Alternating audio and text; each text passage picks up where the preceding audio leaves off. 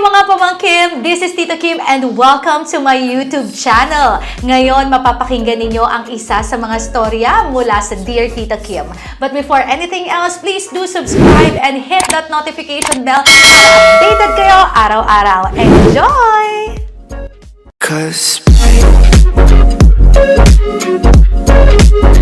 So, ibig sabihin mo may asawa ka, pero may contact pa rin kayo at lagi pa rin kayo nagkakausap nitong ex mo na since 2017. Opo. Okay, so anong problema mo ngayon? Gusto ko po sana siyang iwasan kasi parang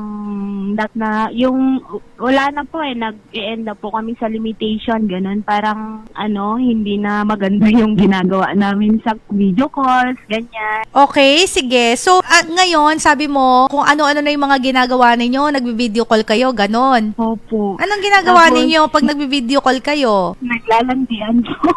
Lalalalalalala. Bakit? Papaano yung landian, girl? Wala po, parang over na po sa limitation, ganun. Parang gusto ko na pong i-end, ganun. Okay. So, parang iniisip na sinasabi mo na may asawa ka na, pero mayroon ka pa rin communication sa ex mo at kahit na magkalayo kayo through video call, naglalandian kayong dalawa at may mga ginagawa kayong mga kababalaghan. Ganon! Yes po. Sorry po. Hindi, okay lang naman. Hindi ko sinasabing okay yung ginagawa nyo, pero okay lang naman na sinishare mo siya. At least honest ka, di ba ate? Di ba? Ganon. So, anong gusto mong itanong sa akin? Lang po kasi parang gusto ko lang po sana siyang iwasan kaso hindi ko po siya ma-block sa Facebook, ganyan. Tapos pag nakikita kong naka-online siya sa Facebook, ganyan, parang gusto kong i-chat. Ako yung unang nangungumusta sa kanya, ganun, para lang pansinin niya ako. Hindi ko alam kung bakit ganun pa rin. Ano bang gusto mo kasing mangyari, ate? Gusto ko na pong i-end yung parang communication namin, Tita Kim. Gusto mo Kasi nang... po may asawa na rin po siya, tapos may isang anak. Parang syempre sa akin as babae, nakokonsensya na po ako sa ginagawa. Okay, nakokonsensya ka na sa ginagawa mo. Tama naman yun na nakokonsensya ka. So, tumatawag ka ngayon para ano? Ano ba? Gusto mo na talagang itigil? Ganon.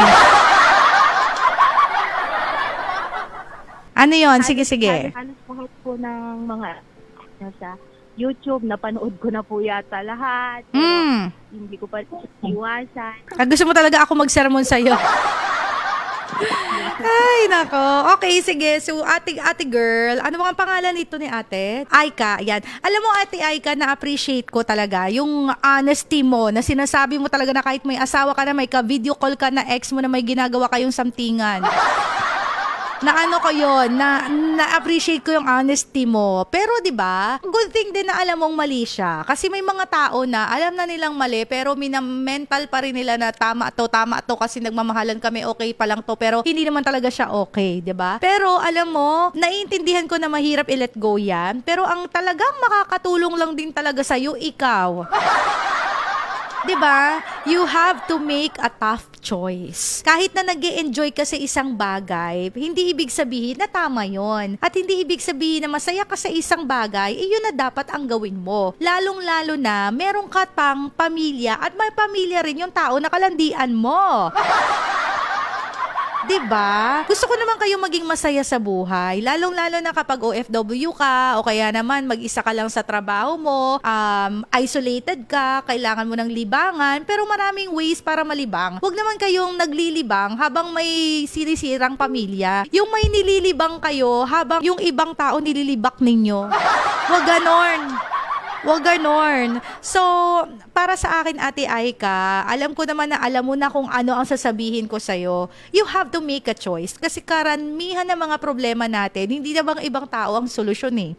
Karamihan ng mga problema natin, tayo rin ang solusyon.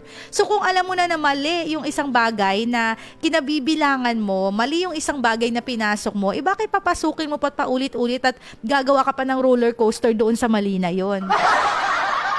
'Diba? You have to make a choice to stop it kasi walang ibang makakatigil niyan kundi ikaw. Siguro ngayon masaya kasi hindi kayo nabibisto, 'di ba? Masaya kasi nagvi-video call kayo na malayo ka sa pamilya mo o sa asawa mo. Pero paano kapag nalaman na ng asawa mo, 'di ba? Paano kapag nawasak yung pamilya mo nang dahil sa ginagawa mong pakipag-video call sa iba na may pamilya rin? Paano pa pag nalaman ng pamilya ninyo?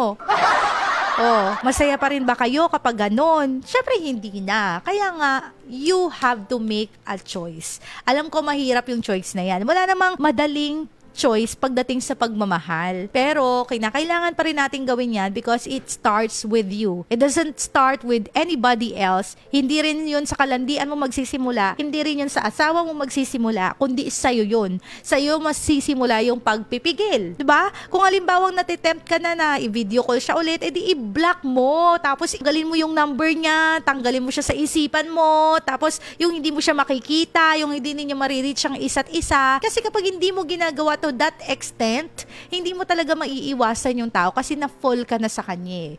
Pero hindi ibig sabihin nga na na-fall ka na sa kanya, itutuloy-tuloy ka na lang na ma-fall sa kanya kasi alam mong mali. Alam mo ang mas masakit? Regret. Mas masakit yung pagsisisi sa huli. Kasi sana ginawa ko yung tama. Pero hindi mo ginawa yung tama kasi nag-enjoy ka sa isang kasalanan. Kaya kung may pagkakataon pa kayong pagkakamali, itama ninyo. Kasi yung pamilya kapag nawasak na, ang hirap ng buuin muli. Thank you for watching! Again, don't forget to subscribe dito sa aking YouTube channel. Follow me on my social media accounts. Space, space, space.